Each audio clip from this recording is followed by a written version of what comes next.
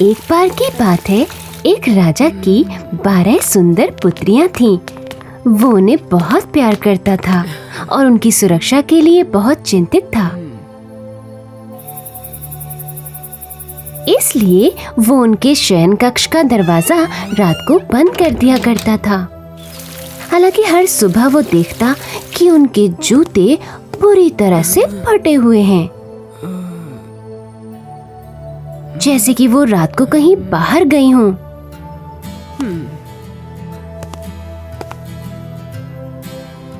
12 राजकुमारियां इस बात से साफ इनकार कर देती थीं कि वो कहीं गई थीं।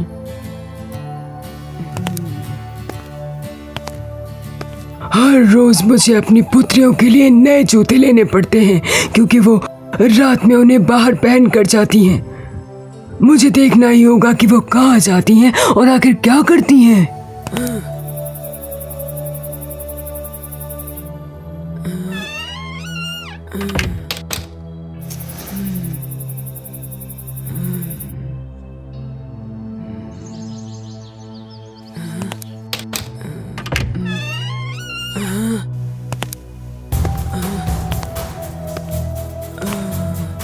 लेकिन राजा इस रहस्य को नहीं सुलझा पाया और इसलिए उसने पूरे राज्य में एक घोषणा करने का फैसला लिया।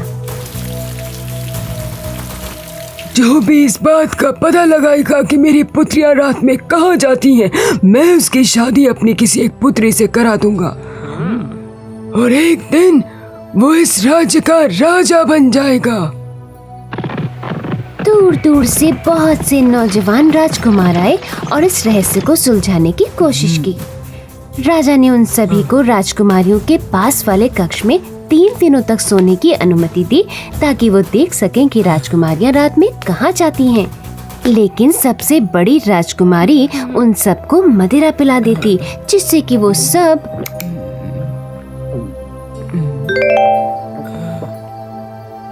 सो जाते।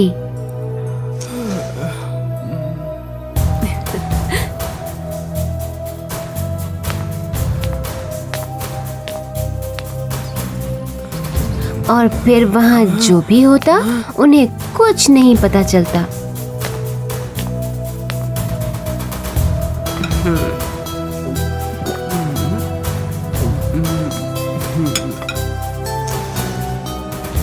राजा ने उन सब की हार पर उन्हें दंड दिया। एक दिन एक सिपाही ने महल की ओर जाते हुए एक बूढ़ी औरत को सड़क के किनारे खाना मांगते हुए देखा। उसने उसे अपने थैले में से कुछ डबल रोटियां निकालकर दे दी। आपका धन्यवाद। आप कहाँ जा रहे हैं?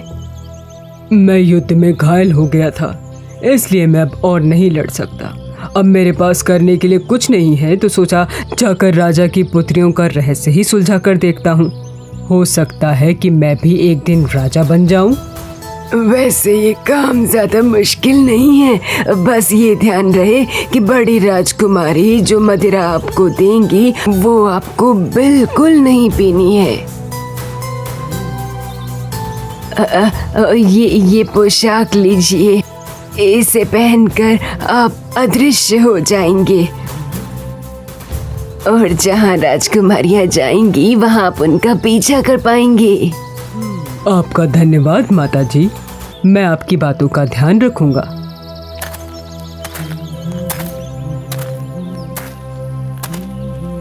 वो सिपाही महल की ओर चल दिया और राजा ने उसे भी राजकुमारियों के जूते का रहस्य जानने के लिए 3 दिनों का समय दिया।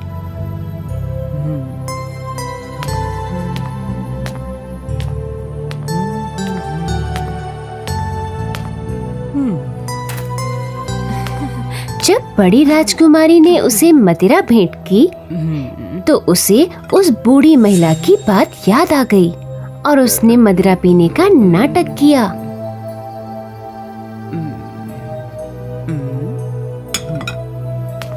जब राजकुमारी दूर चली गई तो उसने मदिरा को थूक दिया और खर्राटे की आवाज निकालकर सोने का नाटक किया। इस बेवकूफ को देखो बहनों, बाकी सब की तरह ये भी गहरी नींद में सो चुका है। इसे भी उन्हीं की तरह सजा मिलेगी। आओ चले राजकुमारियों, अब तैयार होते हैं।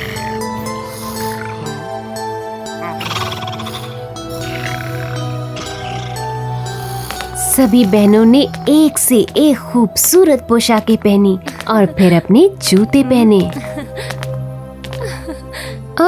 बहनों, हमें नहीं लगता कि आज रात हमें बाहर जाना चाहिए। हमें लगता है कुछ बुरा होने वाला है। मेरी भोली बहन, आपको हमेशा ही हर चीज से डर लगता है। कुछ भी नहीं होने वाला है। यहाँ तक कि अगर मैं उस सिपाही को वो नींद वाला नुस्खा नहीं पिलाती ना, तब भी वो सो जाता। घमंडी राजकुमारी ने अपनी छोटी बहन की बात जरा भी नहीं मानी। उसने 2 बार ताली बजाई और उसकी शैया धरती में समा गई। एक खुफिया दरवाजा खुला और वो नीचे एक अंधेरी सीढ़ियों की तरफ बढ़ गई।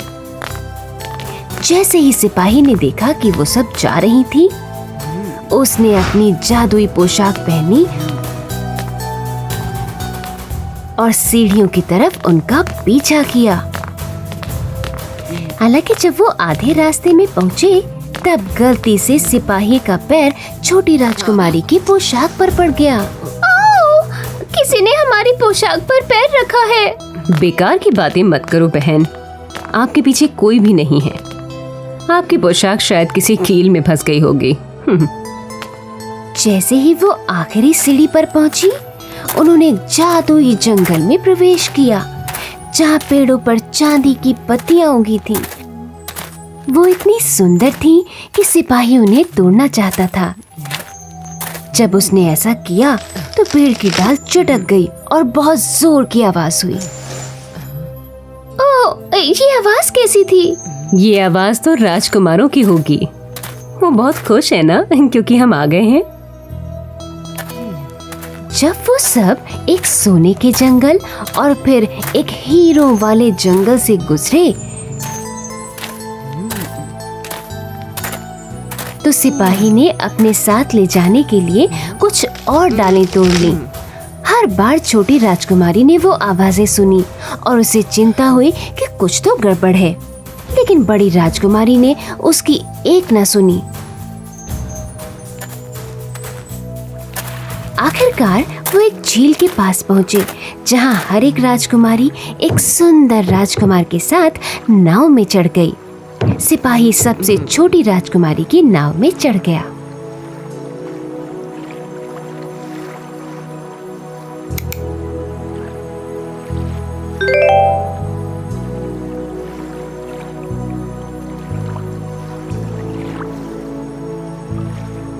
राजकुमारी, आज रात नाव कुछ ज्यादा ही भारी लग रही है। मैं पूरी शक्ति से इसे चलाने की कोशिश कर रहा हूँ, फिर भी हम बहुत धीरे जा रहे हैं। शायद मौसम की वजह से आपको ज्यादा थकान हो रही हो।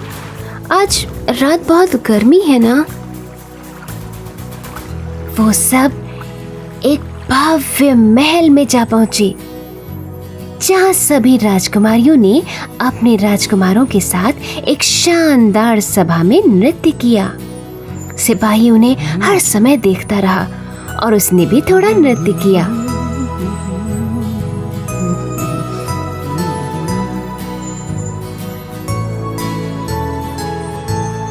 कभी कभी बीच में उसने राजकुमारियों के गिलास से मदिरा भी पी। किसी ने हमारी पूरी मदिरा पी ली है। हम कह रहे हैं बहन, यहाँ कुछ ना कुछ तो गड़बड़ जरूर है। ओह, मजाक मत करिए, फालतू सोचना बंद भी करिए। ठीक 3 बजे राजकुमारियों के जूते पूरी तरह से फट चुके थे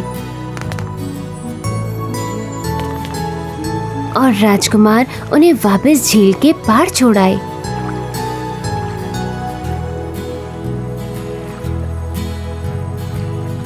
वो जंगल से होकर वापस आने लगी।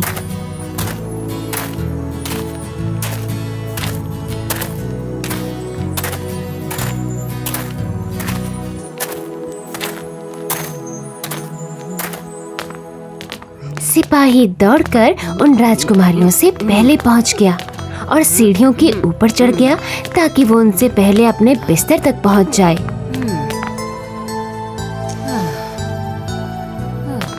जब राजकुमारियां ऊपर आईं, तो उन्होंने देखा कि वो गहरी नींद में सोया हुआ था।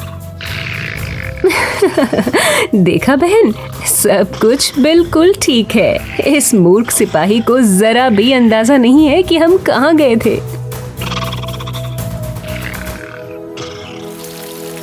अगली सुबह जो भी हुआ उसके बारे में सिपाही ने कुछ भी नहीं कहा।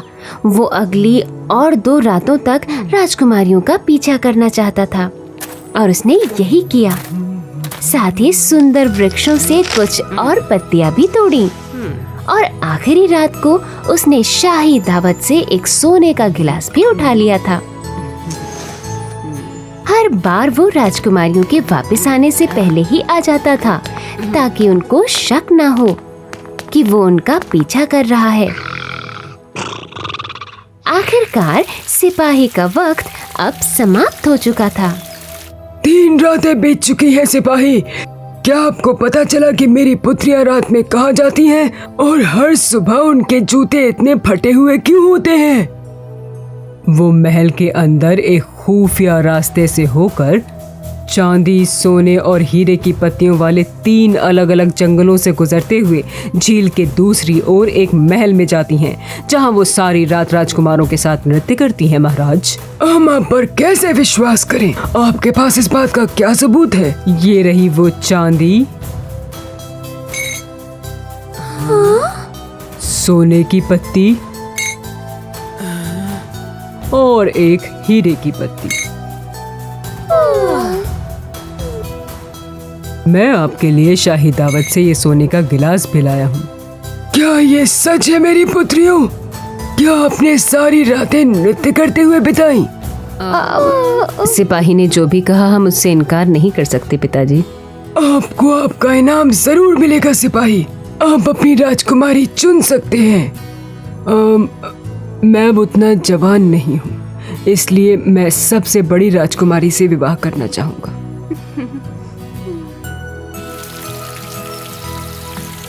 और उसी दिन उनका विवाह हो गया।